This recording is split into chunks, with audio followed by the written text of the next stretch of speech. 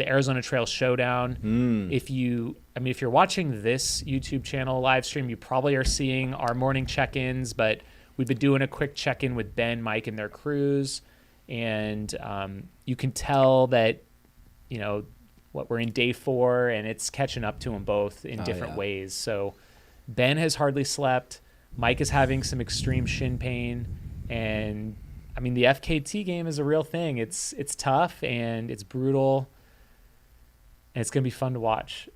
And how did this come about? If you probably went over it on the AZT show, Sure. but was this the 2 athletes came and asked, or was this something you presented? How did this whole showdown come to life?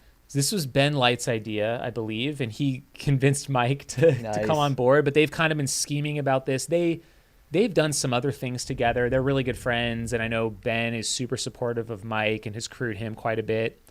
And I don't know, they just had this idea, like, we want to race each other on a long trail effort, and we want to flip a coin to see who goes which direction. So, kind of a silly concept maybe, but initially Ben asked us to just host the coin toss. Sure. And then, I don't know, it just kind of evolved from there. I wanted to just kind of keep the story going. Yeah. Love the Arizona Trail. Bryce and I have both done it.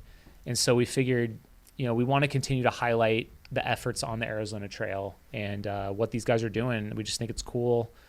Kind of goes along the lines of seeing what people are capable of.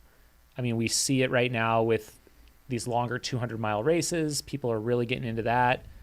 The whole long trail FKT scene, this backyard scene. So it's kind of all converging. So.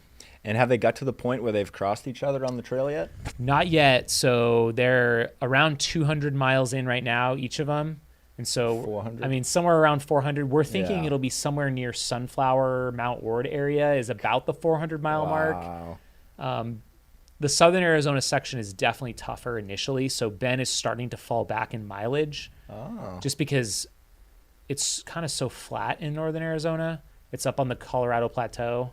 But then you have the Grand Canyon. That's a tough section. It's one day. Yeah. Sure. Down south, you've got the Sky Islands. They're just kind of one after the other, and the terrain is just way more rocky. Got it. So you got, the stretch from Flagstaff to the edge of the Mogollon Rim is relatively smooth sailing, I would say, even across Babbitt Ranch from Grand Canyon to Flagstaff. So. And most FKTs, they go north, right?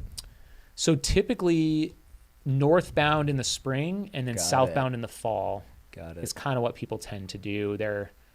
Especially if you're taking a month or 2 months, that snow is going to be much more a factor in northern Arizona. So I think. What else you got? I just think on that, as far as pertaining to the coin flip goes, Ben chose to go northbound, which I think nobody was expecting. He had some good reasoning for it. So south part of the trail is a lot more up and down as you go over those skylines. So he wanted to get the elevation out of the way early. Sure. Also brings up the question of, is he going to run into a similar problem running into snow up past north of Flagstaff? So it's interesting. It's fun to watch it play out. They both have like their different struggles, but it's such a long FKT. Like there's time to recoup. Oh yeah, it's cool. I applaud that. Like just the effort is cool, but coming up with the concept is cool. This sport, trail running, ultra running, we're seeing a lot of cool stuff going on, and I think the sky's the limit. And so big shout out to those guys for coming up with this concept, going with it, and yeah, that's pretty cool.